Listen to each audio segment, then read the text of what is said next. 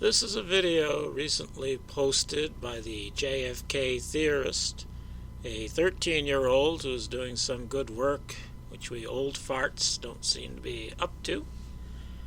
And his posting of this all WBAP footage, including never before seen Darnell and Owen scenes, does include some footage I have never seen before, and it includes Roger Craig in the parking lot, which is a topic I've covered in my Martin Film Alterations video, and I think I've mentioned it other places too, or in other videos.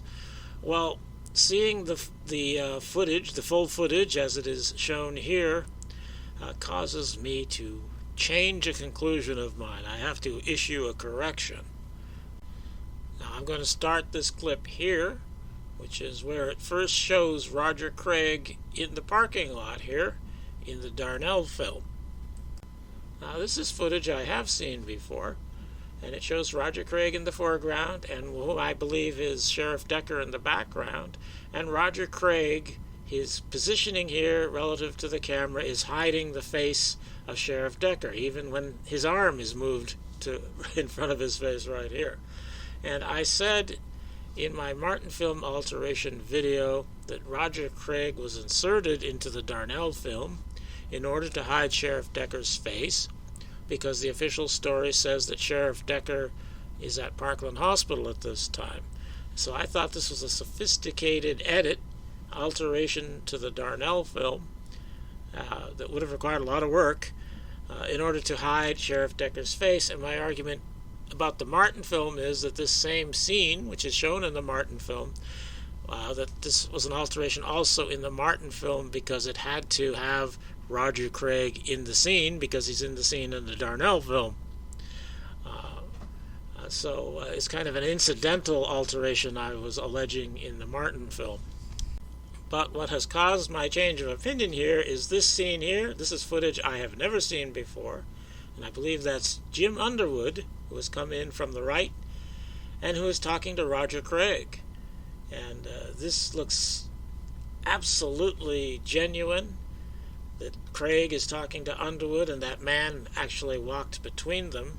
It's still not impossible that it could be an alteration, but for this to be an alteration, as I alleged, would mean that Jim Underwood somehow participated in a reshooting of the scene with Roger Craig elsewhere, and I think there could be no explanation for that other than that Jim Underwood was involved in a knowing way in the faking of the Darnell film.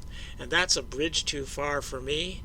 I don't think Jim Underwood could have been involved in such a faking. So I think I stretched it out too much here. I think I went too far. I jumped to this conclusion. It wasn't a quick jump, but nonetheless it was a premature conclusion. Now that I see the full footage here, I'm certain that the Darnell film was not altered in the way that I thought. And of course that would mean that there would have been no reason to alter the Martin film in that particular regard either, because the whole point of altering it in the Martin film would be to make it match the Darnell film. So I think this newly found or newly seen footage, newly seen by me, proves that I was wrong when I asserted that particular alteration in the Martin film and in the Darnell film. And it doesn't prove me wrong about the simple alterations to the Martin film, that is where frames are removed. In fact, I think it's absolutely certain, I'm certain that frames were removed from the Martin film.